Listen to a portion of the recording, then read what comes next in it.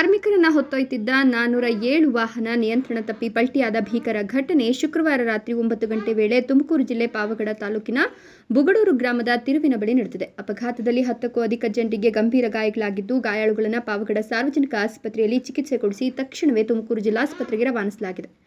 B Hosahalli ತಾಂಡ ಗ್ರಾಮದ ಲಂಬಾಣಿ ಸಮುದಾಯದ ಪುರುಷರು ಹಾಗೂ ಮಹಿಳಾ ಕಾರ್ಮಿಕರು ತಿರುಮಣಿ ಭಾಗದಲ್ಲಿ ಶುಕ್ರವಾರ ಸೆಂಟ್ರಿಂಗ್ ಕೆಲಸಕ್ಕೆ ತೆರಳಿ ಕೆಲಸ ಮುಗಿಸಿಕೊಂಡು ಗ್ರಾಮಕ್ಕೆ ಮರಳಿ ಬರುವ ದಾರಿಯಲ್ಲಿ ದುರ್ಘಟನೆ ಸಂಭವಿಸಿದೆ.